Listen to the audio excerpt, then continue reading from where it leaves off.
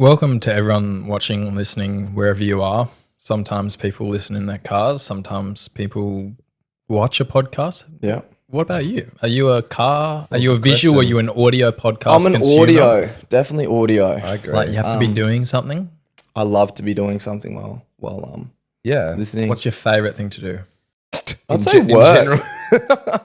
Working. Listening to a yeah. podcast. Well, as you know, Johnny works at Flipside, as do I. Well, maybe you didn't know that part, but No, me and Johnny work together at Flipside. That's how I got myself on here. Yep. Both fellow grillers. Expatriate from Grilled. Yeah, We crossed over we crossed over to the right side. To the light side. To the less processed, Yeah, beautiful. better quality. Shout out to Flipside. Larger burgers. Sponsor us. We need a Crooked Smile burger. We need a Yeah. I've been trying to I push mentioned it Johnny to to do Sam, Yeah, it. we but can he do seems that. like he's like, You got two pioneers of the. now we got you on it, so we got a bit more of a pull. And Dim's watching, so we'll be right. Is she? Yeah, no. Actually, I think she's. she's watching. That's gonna be interesting. Yeah. If you're from she's gonna Flipside love it. and you're watching, sponsor us. There you go. Just give us a burger. We don't even Sheer. want your money. We just want free burgers. Yeah. Well, they probably already And get publicity. free burgers. I just want free burgers. So where were we? What were we talking about? Before we hit record, we were talking about relationships and how you recently got out of one. And you said you were happy to talk about it and that you had to remove yourself from a situation. I'll just frame it right. Give some context. I'll frame it right. I didn't have to get out like really like dysfunctional. Something that was long-winded and very like sore. It was just something that I thought for both of us, and it was definitely to a point mutual decision where we thought it's probably best if we need to be who we need to be for ourselves, we can't be with each other.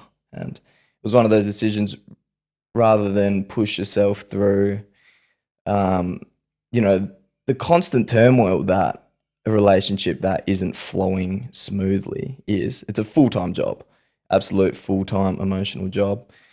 Said, let's focus on ourselves, and if that means parting ways, let it be. And obviously it's not the easiest decision, but it's a worthy one. Elaborate. How's it worthy? I think the relationship space is probably like the most special. It's like your part. Relationships in general, friendships make your days, and relationships like make your life. Well, you do end up whittling out it's quite a sad thing to think about, but think about, how you kind of whittle down from going, at school and university and everything. You have a whole bunch of friends. It really starts to whittle down as you spend more time and you get a partner and you get kids. And then there's just the really, really special ones that stay, right? It's quite a sad concept, but I think it's a good people concept. filter out. People think it's filter out happy. along the way. Yeah. It's happy. It's happy And you always because have I've got you a with people that stance love on you. this. Anyway, continue. No, Continue there. just quick Get into sidebar it, on what you Campbell. said. Yeah. I feel like that's a good thing because as you finish school and your friend group decreases, you get to kind of choose who you want to be your friends and which friends align with you and have the same values as you, or which people you want in your life because you see value in them. Absolutely. And I think that is a massive net positive, not a net negative. Even if you're losing friends, 5 close friends is better than 10 non-close friends. Absolutely, yeah. But back to your relationship. Well, I'll just say before I go back into the Relo talk, I think like during high school, university, like these years and stuff, reasons for friends is very like external. It's not like internal satisfaction of, I'm really vibing off of what our connection is. We're pushing forward in the same direction because you're unsure of your direction, and that's normal. But I think like once a bit of time passes, you're like, okay, this is the path that I want to lead. If it's a podcast, if it's and a passion, whatever it is, you want to be around people that are also going down that same direction, I think. Yeah. And until you realize what that direction is for yourself, then it's a bit like I'm making friends for popularity reasons, maybe, or comfort. It's kind of like when you like come out of school and you're trying to figure out what career you want to be, and you dabble in a little bit of everything to figure out what it's want. You dabble in a little bit of all different types of friends to figure out what type of friends you want. Yeah, that's a great point. Absolutely. I think this is something that happens naturally as well. Like if you really don't think like if people are really growing apart, this is something that happens that you don't even have to force that. Like sometimes you just, I don't know, you just get this feeling maybe it's you don't want to spend as much time with someone, or you're, I don't know. Can I ask, is that, are you referring to like romantic? No, Or just like, as in friendship wise? friendships. Yeah, okay, It's yeah. crazy. It's crazy, and I mean, people grow up. I'm still friends with lots of my people from school, and then obviously groups grow. And I like having being a part of a larger group. Maybe that doesn't mean that everyone's my best friend. Of course, but, yeah. I think it keeps things fresh and interesting. So I don't think anyone should actively try and ever, force that I whittle. need to whittle this down. Like I can only spend so much time. This is my opinion. Although, the whole and going back to, I don't know if you've ever read Subtle Art of Not Giving a Fuck. Have you heard of that? No, so this is my take on that book. So that book became really Here we popular. go. Now I got something right. I'm about to. Well, Yeah, please. I only listened to about half of it. I couldn't read it. I only listened to about half of it. And the base of the premise was you only have a finite amount of fucks, Fs, to give in your time on this planet. So you really need to make sure that you direct them to the right people or the right, obviously you work on yourself, and then, there's a kind of a small group of people. And outside of that, don't care, don't give a fuck. Where I see its merits, I also think that's a very negative way to see things, and I feel like it's unnatural, because I feel like naturally people come into your life, people leave your life, maybe you grow apart from people, but you just got to let that happen. Like, I don't think you should take on the perspective of, look, you're not within my direct circle of giving a fuck about, so I'm going to, close that door, not even. It's not so much closing that door. But that's just the vibe. That's the vibe I got from. But I haven't read the whole thing, as I said. It's just that's just my. I just thought it was a very harsh. I thought it was a very harsh. I think way there's of putting still it. time and place to have friends in your life that are like that. It's just you don't put your emotional eggs in your basket all into those people. You put them into the people that have more value towards you. I've got friends that I still see, or I make effort to see, even if it's just once a month or something. That I'm still good friends with, that if I stopped seeing them, my life probably wouldn't change. But I value my friendship with them because we've always been friends and there for each other. So we still catch up. It's a good friendship I hold. It probably doesn't have a net positive in my life, but it probably doesn't have a net negative in my life. It's just there. So it doesn't mean I'm shutting it off. It just means that I would prioritize other friendships to spend more time with, but it doesn't mean there's not place for those friendships in my mind. Yeah, and that's the different that. So that's the merits of this kind of of this psychology, which is, I know we're talking about friendships and we've kind of veered away from maybe relationships, but relationships. But I think obviously as you go on in life, it's good to have It does seem but that I feel like that naturally happens, right? Because you have to spend time with your partner and kids come along. I feel just you got to let it happen a little bit rather than. Well, it depends, because I think everyone's got a different relationship with their relationships. You know what I mean? So for instance, I've been friends with a couple of people that, maybe earlier in my life we were right next to each other, neck and neck, going down the same path, enjoying ourselves, maybe being a bit young and rebellious or whatever, and at certain times you share that same connection that you always have, those building blocks of the relationship, but as time passes you sort of go in different directions, and then rather than continuously tie yourself back to those old habits, old identity, you need to be honest with yourself whether or not this relationship is something that is beneficial for you. And, for instance, with me, a couple of friends that, have, say, drink a lot, smoke a bit, do this, do that. And I'm like, okay, just for myself, I don't want to partake in that. It's I still really love these boys. I love these boys. I've got so many great memories, who I am to them, who they are to me, tick, tick, tick, tick, tick. But where I want to go next in my life, I can't hold both of those at the same time. 5 people you surround yourself with. Exactly, yeah. And what a big motivator for me, with my friendships, is I want to be the best person I can be to those around me. So that's family, friends, and love, romantic relationships as well. And for me to prioritize that, sometimes I need to push it away, you know, because I can't be affected by something that I'm trying to improve, you know. So like what I wrote down here was being selfish with your time is actually being selfless, like with those around you, because you're holding a space to build that level of like whatever it is, wisdom or confidence that you can then go back to and say, rather than both of us trying to like figure this out in the murky waters, like trying to feel our way out of this, let me just fucking try to get out of here. If you're like wanting to hang around and then come back for you. You know what I mean? I feel like a really good question to ask is, are you their friend or are they your friend, or is it both? What does that mean? As in, like, in relation, like friendships I've had in the past, I've had to ask myself, well, am I their friend? Like, am I there for them? Am I doing stuff for them? Am I like acting like a friend to them? Are they my friend, as in, are they doing all the stuff and treating me how I'd want to be treated? Is it both ways or is it one way? Because if it's not both ways, it's not a healthy friendship. Yeah. Friendships should be that you treat someone, you treat someone how you want to be treated. You're always there for them. But if they're not always there for you and they don't treat you the same way, well, then they're not really your friends. Yeah. You're their friends, but they're not your friends. Or the other way. I'm messing the wording around. Yeah. Regardless, you get the gist. I understand what you're saying.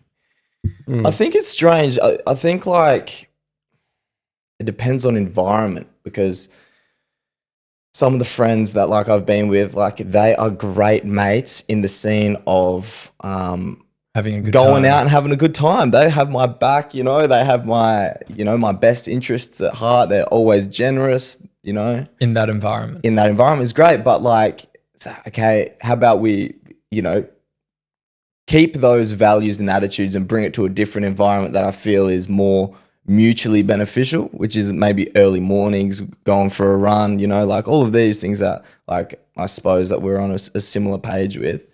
How about we do this, boys? And it's like, you know, that's just not where they're at the moment, which is cool. They're still great friends, but it's limited to that environment. And I don't want to be in that environment because of the clear differences of what you reap out of those two, you know? Okay. One of the really kind of bigger topics I wanted to cover on today's podcast. We're going to get back to the relationships? Well, I feel like we can't. Did we cover that? Yeah, we covered that. We covered that. Sorry. Or whatever, I don't know. David Goggins. 2 weeks ago from today, on the Monday, I think it was. Yeah. You went and saw David Goggins' Had the privilege day seminar, and then you said that you went up and asked a question as well. So I just wanted to start with, like, I couldn't go because I had work, but what was it like? The whole day was incredible. I'm pretty recently on this level of no compromise.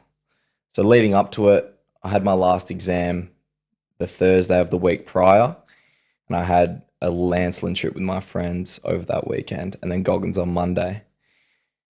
And I was like, okay, there's obviously going to be an opportunity to indulge in all my temptations over this trip. Goggins is the exact opposite, means the exact opposite of that to me. So over the weekend, I held back because I want to prioritize the opportunity of that, what Goggins meant to me.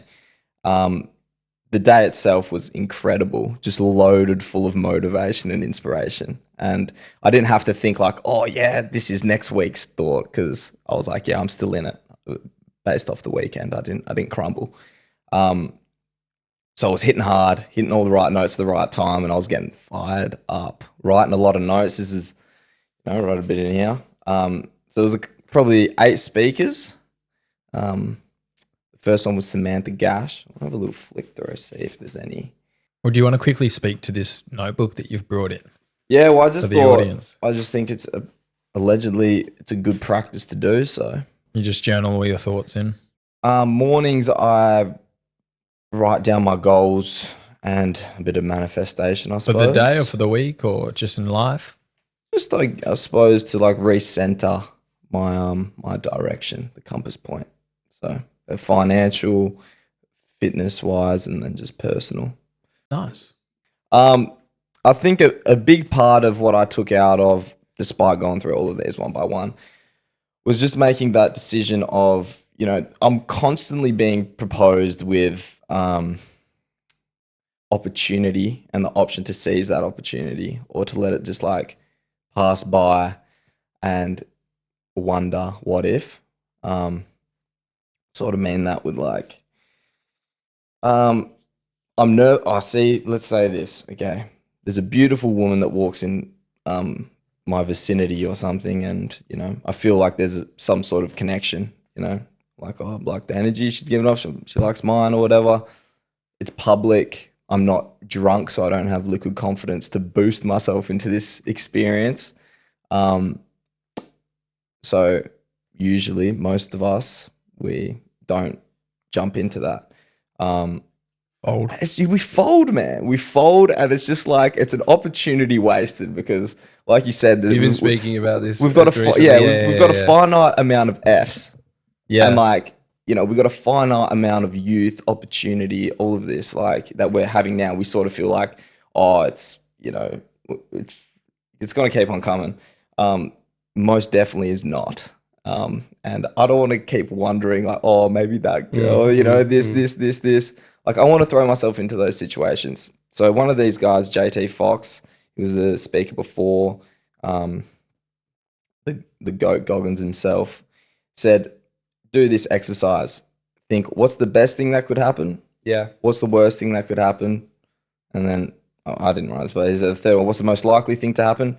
And then 5, 4, 3, 2, 1, decide. And then you decide, you do that. You know, you don't leave that stone unturned. You go into it and you experience whatever that opportunity was. You feel that type of way. You feel those nerves for a reason. Throw yourself at it. You have a finite amount of time on this planet. You could either be viciously mediocre or you could get the fuck after it. See, I love that. I absolutely love that. Gets me so fired up. So what distances the people that are mediocre from the people that are great, that are viciously?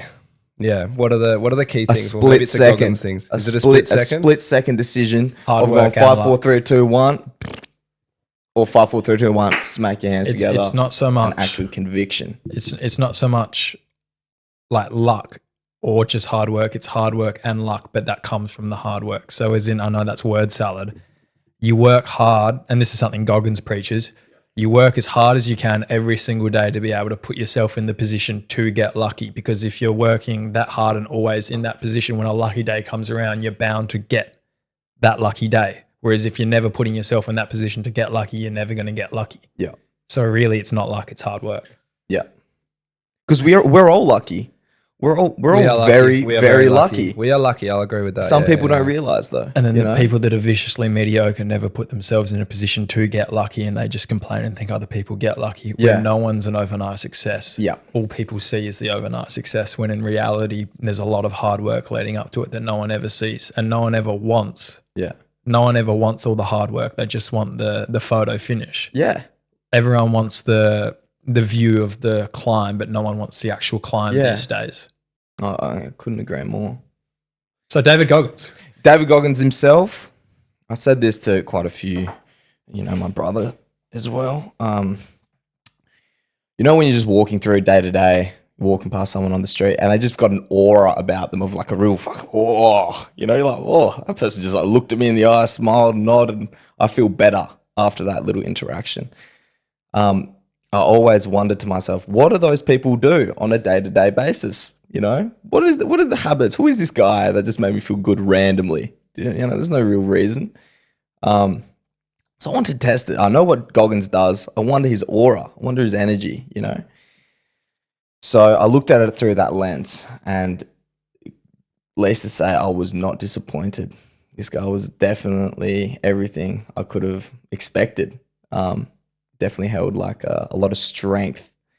And like not an outgoing, speak a lot, jovial, like super charismatic, just very like direct and grounded, which was impressive to see. And yeah, I really enjoyed everything he had to say. It was a similar sort of, you know, what he said wasn't anything new from what I've listened to based off his podcasts, but having his presence there was quite impactful. And I think that was what I got most out of it. Just that the real, almost the tangibility of the experience of being like, how does this guy make me feel? And then obviously the opportunity of getting to ask him a question and give me his undivided attention was incredible. And it was very humbling. You know, we all run this very like egotistical perspective of ourselves to a point. And then someone who doesn't give a shit about that look at you and like really give you like that time of day to like, okay, like you got the mic, speak your piece. And it's like, whoa. Humbling. Yeah. Humbling, man. Very humbling. So you went up and got to ask him a question at the conference? That's right. Yeah. So what did you ask him? It's a good question, man. I'll be honest, I was a bit starstruck and I just wanted to throw myself into, I want to go talk to Goggins, you know? So I didn't have something that was really laminated in my head of like, okay, this is a great like insight. Pretty much I wanted to ask him, are you happy? Apparently that didn't come out because I don't know. I was freestyling up there. So I asked him, do you ever feel confident like in this pursuit of suffering? I said like, you know, me and my brothers and some people around me, I feel like I'm throwing myself into hardship often. But it's not often that I feel confident. Well, maybe like, I feel a bit of a shift recently, but I've definitely felt, and I know it's like a group feeling of like, fuck, like this is hard and I don't know if I'm doing it right. You know, like are my efforts down this zone? Is this something that like, are you ever going to get luck? Well, you know what I mean? Like, what happens to am I doing it right? You know? are you working smart as well, not just hard? Yeah. Well, that's what I can recall of what I asked. And what was the answer? From what I can recall of what he answered was, as you get stronger, your ambition and goals and everything gets, you know, relatively higher as well. So it's like, even though you feel like you're at day one, week one, consistently, you are making progress. You're just tackling bigger tasks, you know, hunting down bigger fish. Well, this ties in good with a question I've been thinking about that I really wanted to ask is that, do you get to choose to be happy or do you deserve to be happy? You choose to deserve. I think you choose. Yes. Yeah, I've thought a lot about this as well. I think you make the choice to choose the actions that will allow you to deserve to be happy. Yeah. Because I was actually having this conversation with my girlfriend the other night about just happiness in general and whether or not everyone deserves to be happy or not, and everyone should be happy or not. And then I started to think more about it, and everyone does deserve to be happy at the end of the day. Everyone is a human. No matter who you are, you deserve to be happy. But it's actually a choice.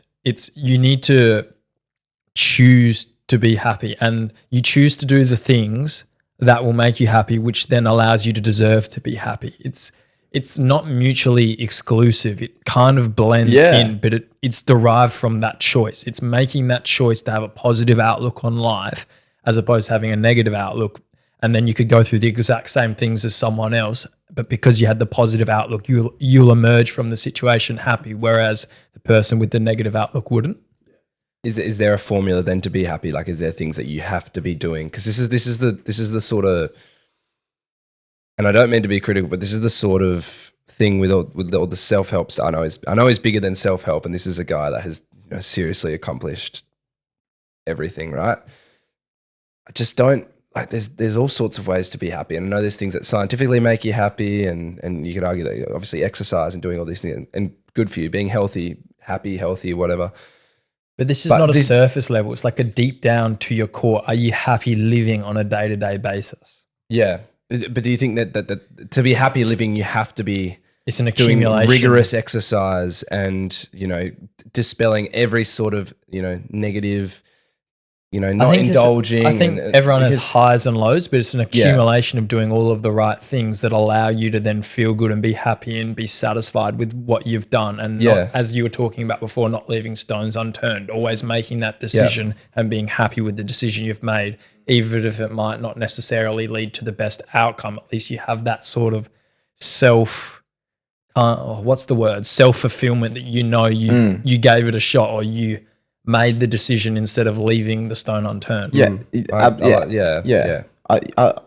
don't think you can be happy and be looking over your back, looking over your shoulder, wondering, if this is it, if this life is meant for you. But if you capitalize on all the every offer that's handed to you, which is an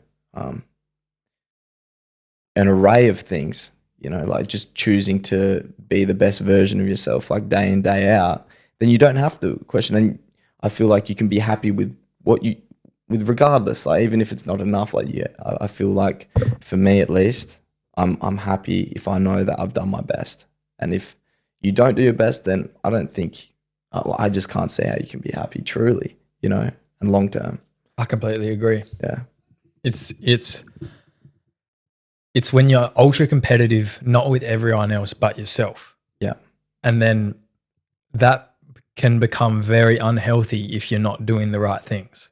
But if you're doing the right things, it can be very healthy and very progressive for not only your life, but your mental health, because it allows you to do the right things in your life, like the surface level stuff, like all the hacks or the science stuff that makes you feel happy, like exercising every day, or not eating a bunch of junk food that mentally makes you feel like crap. Yeah. Doing those things consistently over a long period of time, it's an accumulation. It's like the Atomic Habits.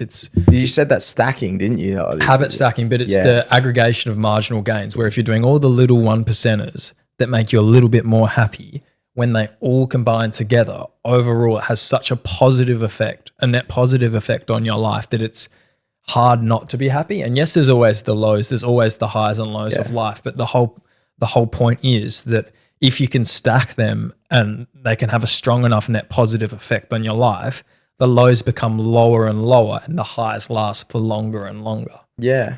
I feel like all of those like little benign sort of habits of, okay, wake up this time, having that structured life and like reinforcing individually, definitely they still hold a beneficial effect. You eat well, you've got the nutrients to, produce the right hormones in your body, which, affects your ability to produce serotonin and, the knock-on effect of just everything playing with each other. But I almost believe it's a prerequisite to enforce a strong mindset. Your mindset will crumble if you've got a leak in the boat. And all of these things is just me playing, like fail-safing myself. So I can throw myself into the depths, whatever it is, and I'll be like, okay, if it doesn't pan out, at least I don't need to think, it's because of the cigarette I smoked, or it's because the late night I just had, or it's the thing that I knew I could have done better, but I didn't. So that's why I'm telling myself I don't deserve this. Rather, if I do the things I know are right, then I'll put myself into a situation, regardless of how hard it is. It's like, I'm deserving of this because I've earned the right to be standing here, It's not the what ifs. What if I did that? Exactly. What if you're not getting plagued? It drains that energy. It drains your energy. And rather than be thinking, like if I woke up at 6 a.m. and went for a run and, I'd be more switched on, you just switched on, because you did it. You don't have to play that mental game of, what if, what if. What are your thoughts, Giancarlo? I think that I guess there's a no regrets thing, right? There's no regrets, but I just feel like, unfortunately, as much as you can, you're bound to have regrets. Maybe it's more of a matter of having enough self-affirmation and confidence that, even if there is a regret or that sort of questioning, you're strong enough to go, look, I did the right thing. Like if you're talking about, choosing a career path or doing something like that, I think, unfortunately, you are bound to have, and this might be a negative mindset. You can't have everything. And this is something that I guess, and as you say, what do you always say? You always fall to your systems. You don't rise to your goals, you fall to your Yeah. systems. Another atomic habits. That's a great. Yeah, So great yeah, quote. yes, I guess like making the bed in a way that, you know, when you do have that failure, then you can always fall back. But I'm just worried that there's a kind of, with all of this stuff that it's preaching, like this idea that if you know, that, you know, everything's kind of, it just seems that there's just this formula that's obviously it's going to work in every kind of, you know, it's going to make your, I don't know. I think lost. it's guaranteed it's not going to work at some time in some way. And the Yeah, various yeah, different yeah, aspects, yeah. it's guaranteed not to work. But it's also guaranteed not to work if you never try. Yeah. I feel like if you just like, if you don't give up and you try your best, then, you know, when it doesn't work, you can handle it. Well, And that's all right. all the people that are successful as well, the vast majority of them have this mindset. Yeah. And that's how they got there. See, that's the thing. I'm just like, okay, if I want that, If someone else I can do appreciate it. that. I'm just gonna try. I would rather think like the Yeah. you know, array of successful people that are saying, yeah, I can smell the happiness off you. I can smell it rather than say, I'm happy. You're Yeah, not yeah. happy. Okay, I can, you know, I don't need to be told yes or no. Like that's an integral thing that is, you know, you see and feel. If this is what these people are saying is, I don't eat bad foods, I don't smoke, I'm so, okay. So who am I to say that that's not to work? Because I can see and I can feel that. And I'm not happy right now. And I do smoke and I do eat bad foods and I do those things. And it's like, okay, well, I've got to be willing to, like, why would I hold allegiance to my way of thinking if it's not working? Don't knock it until you try it. Yeah. You got to practice the ethos and live that life to be able to have that full informed decision that it's for you or not. And that's that comes back to everything we talked about at the start, whether it's your career or your friends, and it's trying different careers or trying to be with different friends and hang out with them and figuring out what works best for you. Because everyone's different at the end of the day. Not everyone's going to have the same goals. Not everyone's going to have the same values or want the same things. But you're never going to know what those things are. And those things also are going to change as your life evolves. So the only real way to be able to formulate that sort of self-identity is to go and try things, to go and do things, and to have an open mind to having your opinion changing, because who you are when you're 20 is a completely different person to who you are when you're 30. But the reason you're a different person when you're 30 is that 10 years in between and everything that happens in that 10 years that shapes you. And if you have a closed mindset as opposed to an open mindset in those 10 Growth years, mindset. Yeah. you'll be a completely different person depending on how you approach the situation. I know that, but there's lots of talk around it, and I think it's amazing because there are people that are in ruts that can be pulled out of these ruts. But there's also people that, you know, maybe indulge when they're younger. They end up, you know, having that experience, having that sort of seeing what that side of it is, and then, you know, maybe that's something that pushes them to be. But they've had that. I guess they've had that. They've, you know, tasted the or seen the dark side, and maybe. Yeah, But yeah, I just feel like there's also this culture now, and I think it's from, you know, your Goggins types, that there's all this talk, and then I guess people that follow him, you know, continue to, but there's other people that kind of work in silence, and they're kind of doing all this stuff, or they were already doing this stuff before this became gospel, that are kind of then like, okay, well, like, and I know that's what he would say. He would say there's people that do actions and there's people that just talk, but I feel like there's more than one way to kind of skin a cat, but this is kind of this is promoting like a single. I don't know. I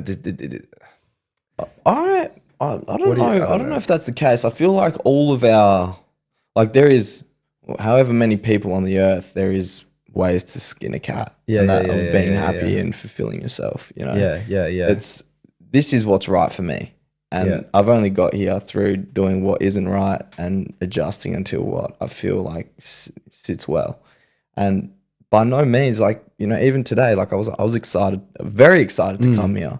Well, And thank like you. be able to speak and, you know, collaborate with you guys. And that's just that's a characteristic of mine. And, you know, because I enjoy this setting and this environment and being able to, you know, express myself like this. Some people just, you know, that's not for them.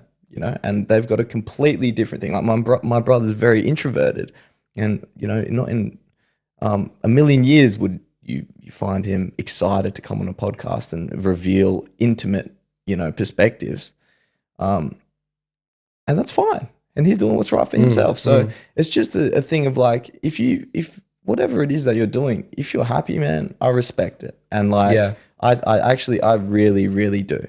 I really do respect that. But the thing is like, I don't respect being lied to. And I feel like it's quite, sometimes people know better, don't want to do better, don't want to admit that there is better, and will lie to you because of it. And I can smell that. And I'm not going to adjust my parameters that I've earned to be here because someone isn't prepared to do so, you know, like. Well, and this comes back to it. I think everyone has their own definition of success. And as long as it's like a healthy, net positive definition, as in like some people are a negative effect on the world is, and they do bad things like commit crimes or do things that are illegal or like actually harm other people. But as long as what you're doing in your definition of success is not harming others, then I think what Goggins is saying is be that best version of yourself in that realm. Yeah. It's not so much you have to go and do an ultra marathon or you have to be this hard on yourself and all of these things. It's just taking a small, I guess, whatever microcosm works of that and applying it to your lifestyle, which is cool, because you're not everyone's going to be like a Goggins. Not everyone can run an ultra marathon. So it's just taking that and putting it into your everyday. I'm sorry. I don't mean to be critical, guys. No, bro. I think that's a good conversation. It's a very healthy conversation. I think this is a thing that lots of people that are looking from the outside looking in and maybe not involved. Exactly. And we could say like, don't exactly right. Like everything, don't knock it till you tried it. But this is what people from the outside looking in would say about this kind of. Absolutely, this movement. But it is a bit of a movement. Absolutely. But is that kind of. This is the David Goggins saying. Some sort of. There's a David Goggins saying you'll never see a hater doing better than you. And majority of the time, all of the people that hate on him or hate what he's doing are people that aren't happy with themselves and are then self-projecting onto him. Do you know they're not happy with themselves, or does that come from a jealousy point? Are they saying, you know, oh, that's crap? Like, because it's like online. Like, it seems like everyone online has an opinion and they're all haters, but in reality, it's probably like 5-10% of the population, and they look like there's such a bigger percentage because it's all you see online. But in the real world, how many more positive interactions do you have than in the social media world? Yeah. Like real life is so much more positive and better. So rich. So rich with experience. Yeah, online it seems like every second person has a hating opinion because the people that aren't contempt and aren't adopting that ethos then will go online and then hate on the other people that are to feel good about themselves that they're not in that position doing it. Because if they were in that position doing it, well, then they wouldn't have time to then go and hate on other people. They'd be too busy bettering themselves. And that's the whole David Goggins thing is he doesn't care about all the haters. He'll make a mixtape of what all the haters are saying and put it into like headphones and go and run listening to it and work out listening to people hating. Like he'll read out his own hate comments, record it and listen to it while he works out. So he does care. It pushes him to. But I guess it's channeling that because, you know, everyone, it would, I'm sure deep down it would get to him, but it's just about how you project and how you use that and how you move from there, because it's just a natural thing. Like if someone says something crap to you, you don't just go, oh, like you don't feel good. You're going to feel like rubbish. So I guess it's just how you, I feel like it's going the optics of it. Right? I feel like it's going the other way from caring, as in if he was, there's letting it get to him, there's ignoring it, and then there's listening to it and fueling it. So it's like the complete opposite. Fuel. Yeah. That's like cool. Turning it on its head. But this is the whole point is he doesn't care what all these other people thinks because he knows that they don't understand it because they don't adopt that ethos themselves. Yeah. And he knows that because if they did adopt that ethos, they wouldn't be there hating. They'd be too busy trying to be better themselves. Yeah. Or they would be better. And no one, like, you're not going to hate on someone for trying something if you're in a good position. Like this, the entrepreneur business owner that started his own business is never going to hate on someone for going and trying a business. The musician artist, the like famous like rapper or whatever is never going to hate on someone for trying to like make it in that world. It's the people that aren't doing it that are always the ones hating it. The They're people threatened by the potential of success or self-actualization. It's and I think this quote, and I know we've talked about it before, and a lot of people disagree with it, but you never will see a hater doing better than you. Like if you're in a good position, you're satisfied with your life, you're bettering yourself, and won't you're punch happy. down, yeah. You're not going to punch down on others for trying as well. You're going to want to lift other people up with you, and that's that growth mindset. But it's almost like that is like saying that the haters are aware of that, like of what they're doing. You know, I don't think they know. Like someone who's, you know, he's doing as well as you, you know, even though it's relative and, you know, it's a pretty weird thing to say. You can share common understandings because you're on the same wave, you know what I mean? And you just understand things through the same lens. Whereas people would see that as, you know, putting yourself out there. Maybe they say, I don't want to put myself out there because I don't want to be gloatful, you know? And then they perceive your, you know, Being modest. confidence, is being, okay, you're being gloatful, you know? And that's, they see in you what they don't want to see, what they would see in themselves, you know what I mean? It's like that projecting. And that's why I think like people who are successful aren't going to like rain on your parade because they have the they have the same lens that they look through and they can respect it. And I feel like for me that's a higher level of thinking is not seeing things through like vices and pain and but it's rather as a potential of goodness. I don't want to see things as like, I don't want to say like, oh, which one's better and get stuck on that seesaw of like, oh, but this is valid, this is valid. Like I'm gonna have to make a decision sooner or later. Otherwise I'll be living in the waiting room and I'm not gonna do that because that's not what life is for. So I'm just gonna choose good. And that's where I think where we went back before. I'm gonna decide, it's my choice, and then it flows into that, you know, deservance. What's the, and this is something I asked Riz, what's the hardest thing you've ever done or gone through? Oh. I reckon like taking a step back on myself and stop trying to like avoid the truth of myself. And that's been a bit of a process. I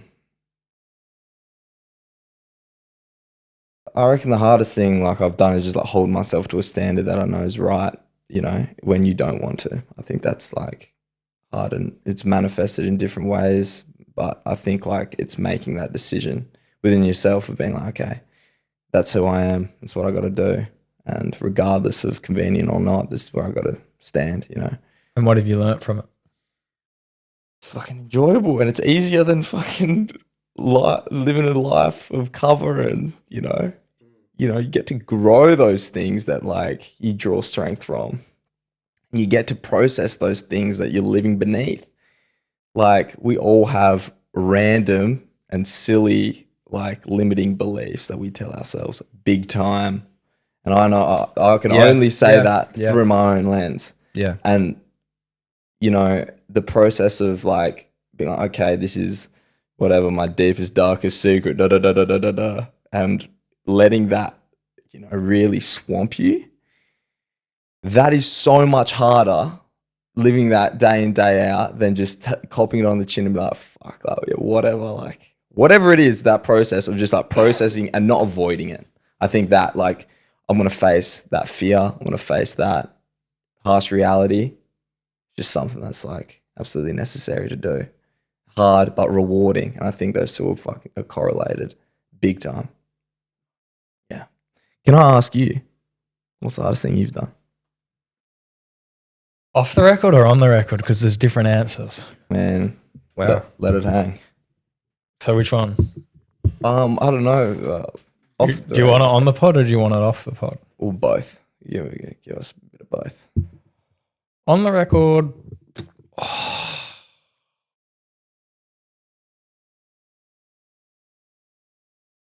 probably my parents' divorce and what's that done? What that has done for the family, just in terms of brothers, grandparents, my mother, especially my mother. And then what that's been like trying to navigate the later years of teenhood without a male role model, like actively there in your life, like living with you, that sort of thing.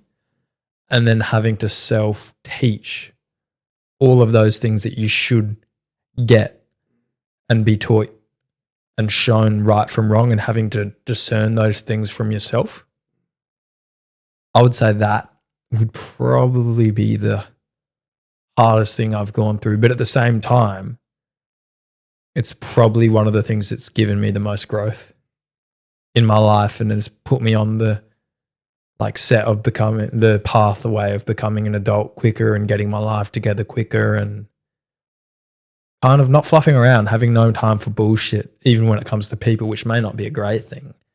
But my tolerance for, and I know everything's relative, my tolerance for the smaller issues in life or the social issues compared to real world issues now is all put into such a different perspective, whether it's healthy family, finances in the family, relationships in the family.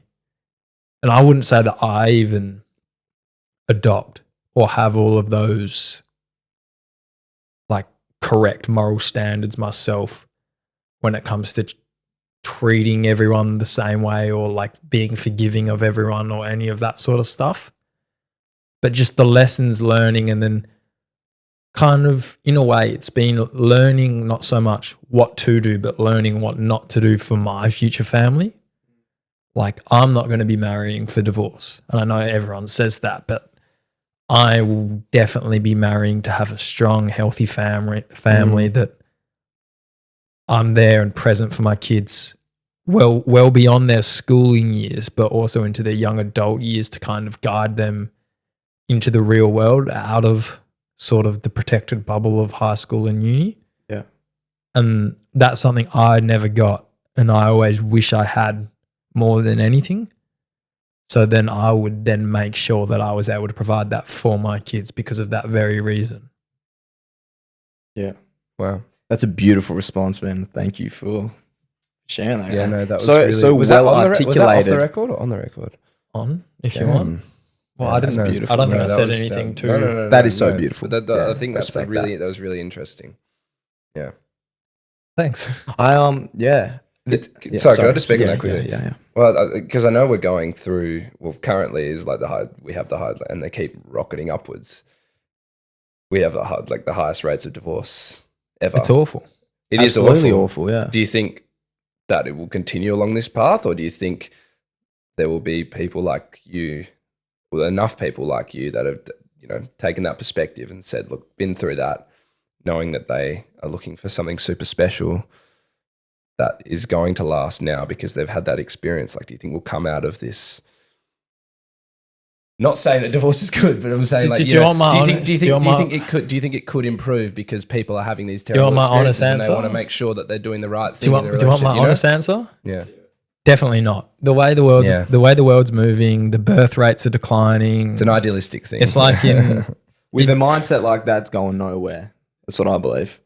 And I think if you pump conversations like this and you make it well known, this podcast, is seen as whatever, a bit of fun with a couple of boys. This is real insight into real things. So you're saying with conversations like this. Yeah. Like what's unfolding right now. And like having the opportunity to give this perspective an equal effect into the world.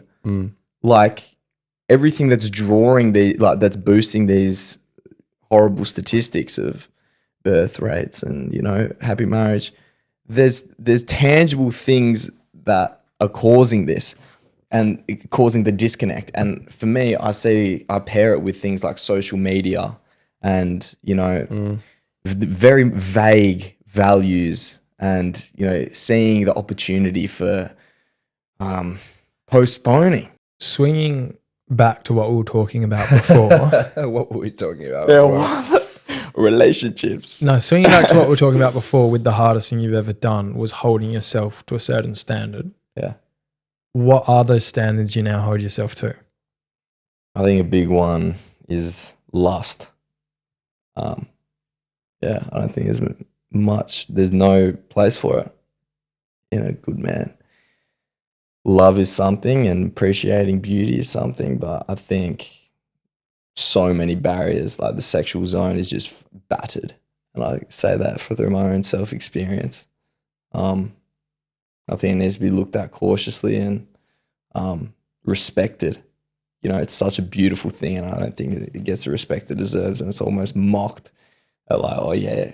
You know, all of us growing up at a boys' school, you know, self-worth to effectiveness in, you know, kissing, let's say, girls. Yeah. There's a pretty high correlation there. You feel pretty driven to like outstand your peers on that. And it sort of creates a warped, which is shocking, value of like, okay, one, my self-worth is derived off this, and two, it's a competition, and three, my partner means nothing. It's just a scoreboard.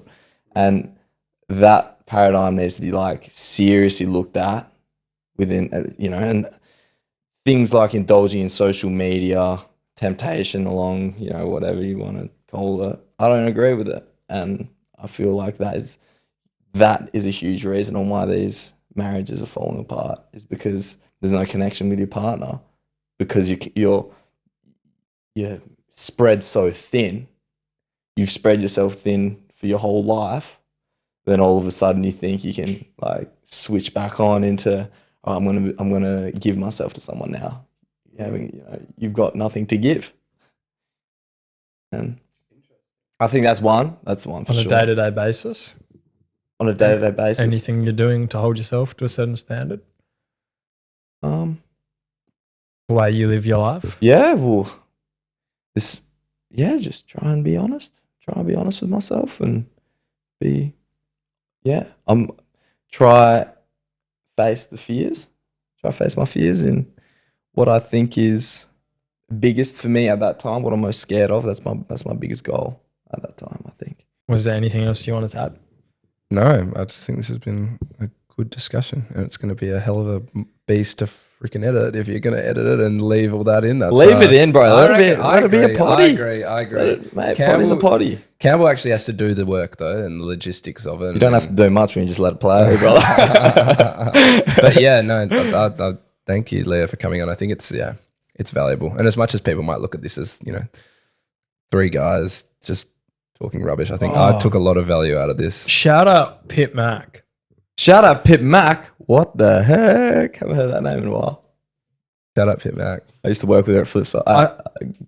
Grilled. Yeah. I saw the Spotify comments. You're still watching. Or listening. Or listening. Yeah. But context, for our 50th episode, we were talking about people we think still watch our podcast. So I've watched every episode, and Johnny reckons she did. I was like, I don't know. And then 4 days later, I checked the Spotify, and it was a comment from Pit Mac saying, "Hey guys, I still listen." That's awesome. We appreciate it. Thank you for sticking with us for a year. Thank you for sticking with us for a year. I'd like to say thank you to you both, and I really enjoyed the convo. I'm looking forward to see what these sort of things do for all of us, and I love hanging out with you. Thanks very much for your time. Appreciate it a lot. If you get lost, I press the rewind so you don't see now. I know I can tell that you a winner. I'm making key lime cause I was living in the backseat till you bag me. All my niggas never playing games like we bad street. When she's talking, feel like poetry in motion, and I feel like I'm chosen. When she look at me, I'm getting lost up in that ocean. Everywhere in motion, they ain't got a notion. I wanna tell the world.